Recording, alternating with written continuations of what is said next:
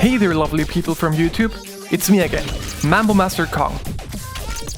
About 6 months ago I finished working on my last game, Laser Age 300S, which by the way you can play for free on itch.io, link in the description. It was a very nice arcade twin-stick shooter, and also the first 3D project I worked on in a long time after doing lots of stuff in 2D. The thing is, even though it's a 3D game, it's perceived as a 2D top-down game. Given the way it looks and plays, it's even hard to call it a 2.5D.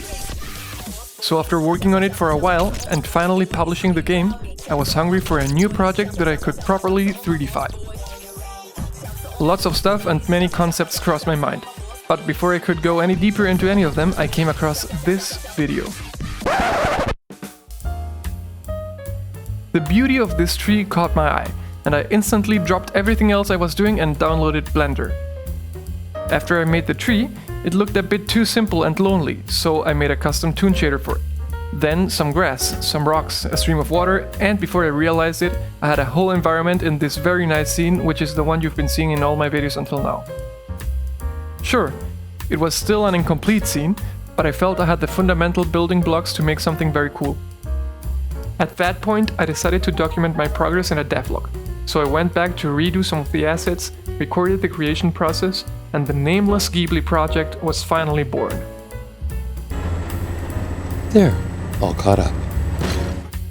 Going back to this first asset though, when I started following the Ghibli tree tutorial, I quickly realized that I would have a couple of problems. For one, this tree is kinda flat and is meant to be used only from a great distance. Second, the tree is quite remarkably missing a trunk. So yeah, it's actually a tutorial only for the foliage and not the whole tree. Not that I'm complaining, it's still a very good tutorial. But my biggest issue was the fact that I wanted to use this tree in Unity for a game's environment, and not in an animation made in Blender or something like that. My lack of experience when it comes to exporting from Blender to Unity wasn't doing me any favors either. And so, in the end, I went from this to this. I'm not particularly proud of the result, but I'm not ashamed either. So yeah, whatever. This is how I made it. So, starting with the foliage, I simply followed the tutorial I mentioned before, but since I was going to import this into Unity and use the tree with my own toon shader, I ignored the part of the shader in Blender. That means I just made the model of the tree, which is like the first 5 minutes of the video. Maybe a bit more. I had to make sure that the tree wouldn't turn out as flat as the one from the tutorial, because the players should be able to get close to it and look at it from all angles. After finishing the model, I just exported it and brought it over to Unity, where I put a material on it with my toon shader. And as you can see, already this wasn't coming together as well as the tree from the video. And many of you will probably point out that there are better ways to do this. Actually, that would be great, because I'm still not sure what the best workflow is. Leave a comment and let me know how you would do this. Anyways, this isn't looking very good, but it's not that bad either, so I continued with the trunk.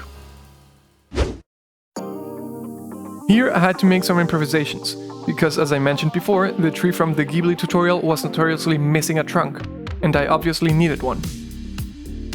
I ended up with this, which is quite a simple model and it looks very nice. Actually, the model of the tree trunk is like the best part of it in my opinion, but only the model. Because now, for the truly disastrous part, I went on to do the texturing directly in Blender.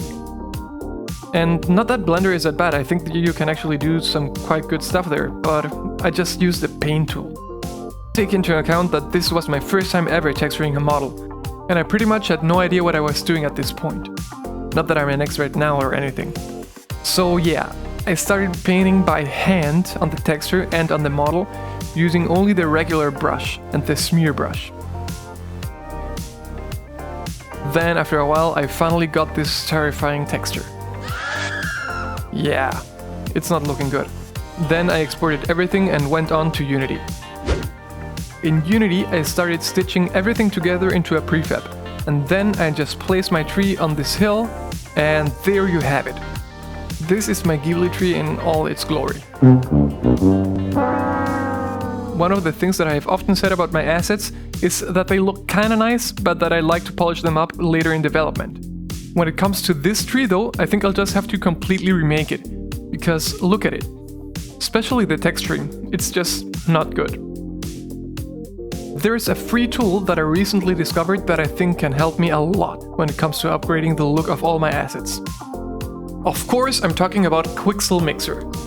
To the people who have more experience, it might be obvious to go from modeling to Mixer or Substance Painter or something like that. But to be honest, when I first made this tree, I was completely clueless about the existence of specialized texturing tools like those. Now that I know about them though, I feel super motivated to fix up my assets and create cool new ones as well.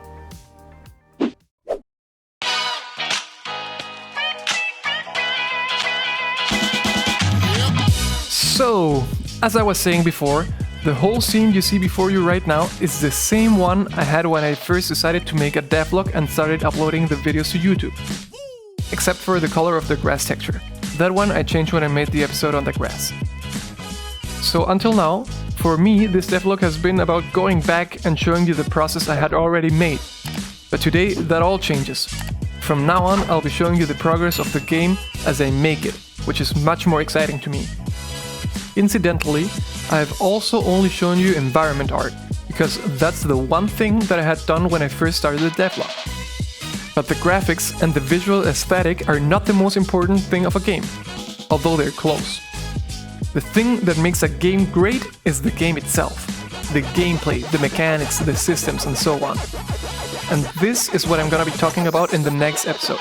The game design and the process behind coming up with interesting mechanics and developing them. To this point, the only things that I have decided are that I want to create a rather chilled game experience and probably have a focus on exploration, through some interesting movement mechanics and ideally with lots of verticality. Think about something like A Short Hike or The Pathless. Both of these games have very nice movement mechanics and they encourage exploration, because it's super fun to just travel around their worlds. Additionally, I'm probably not gonna have any combat in the game. Mostly because I want to make something more relaxed, but also because I suck at programming AI. That one has always been hard to me. So those are the design restrictions that I have set up for the project. Everything else is still open to the imagination. That's what's coming in the future of the Nameless Ghibli project. Okay, back to our environmental assets. As you noticed, I'm definitely not a pro when it comes to 3D art, but that's alright. It's never been my goal to become a 3D artist anyway. It's game design, what I'm really passionate about. That being said, I know that in video games the visuals are extremely important, and I really need to get my shit together if I want to achieve something at least vaguely similar to the magical worlds of a Studio Ghibli movie. So, whenever I look at this tree, I feel like, yeah, I still have a long way to go. But that's the beauty of it. Before you know it, you look back at the stuff you made earlier and realize that you've made a lot of progress. Let's hope that I can do that in the future. And that's all I've got for you today, people. Like always, thanks a lot for watching, and I'll see you in the next episode. Bye bye!